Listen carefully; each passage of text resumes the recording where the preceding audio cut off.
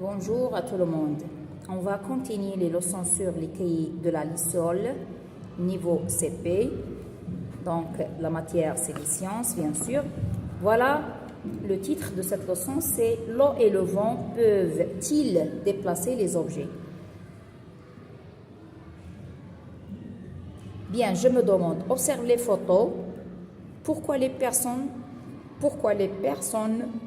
dans leur canoë n'ont-elles pas besoin de ramer pour avancer? Pourquoi les arbres ont-ils cette forme? Alors, comment la force de l'eau et la force du vent peuvent-elles être utilisées? Très bien.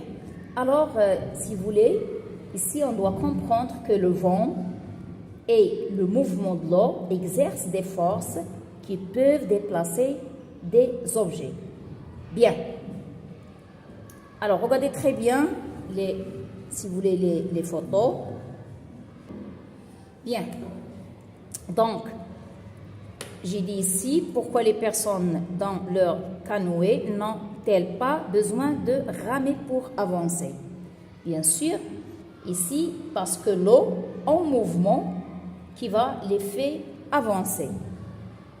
Et pourquoi les arbres ont-ils cette forme? Car, on dit les arbres ont cette forme car il y a du vent, tout simplement. Bien, voilà, je cherche. Observe les deux images, puis complète les phrases en recopiant ces mots au bon endroit. Avance beaucoup, vent vite. Alors, quand la voile n'est pas gonflée, c'est qu'il n'y a pas de...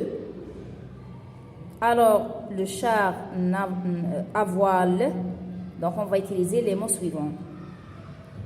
Et ainsi de suite. Quand la voile est gonflée, c'est qu'il y a de vent, alors le char à voile roule. Alors, vous pensez à la réponse. Troisième exercice. Observe cette photo. À ton avis, que se passe-t-il?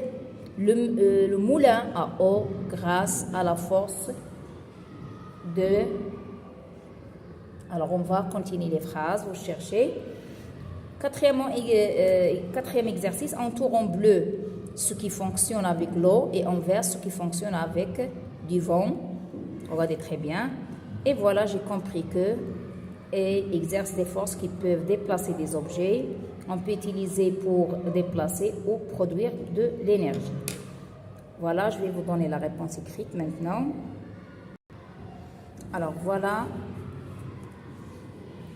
la réponse écrite. Voilà, je vais utiliser ces mots. Quand la voile n'est pas gonflée, c'est qu'il n'y a pas de vent.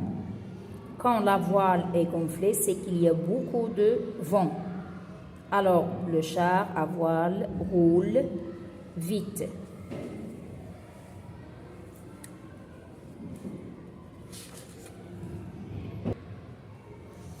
Et voilà maintenant, observe cette photo. À ton avis, que se passe-t-il?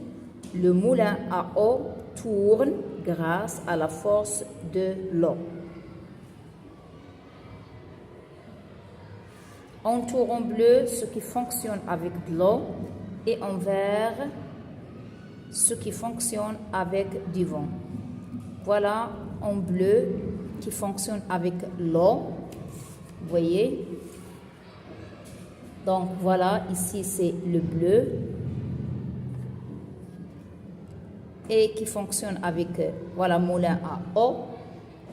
Et ici, avec le vent, ça c'est en vert, moulin à vent et éolienne, voilà, avec le vent. On peut, si vous voulez, fabriquer un moulin à vent, au plutôt comme ça, si vous voulez, qui montre le mouvement des vents. Avec le vent, bien sûr, s'il y a le vent, elle va tourner. Vous avez ce projet sur le manuel. Il suffit de suivre les étapes pour le fabriquer. Et voilà, j'ai compris que l'eau et le vent exercent des forces qui peuvent déplacer des objets. On peut utiliser une force pour se déplacer ou produire de l'énergie.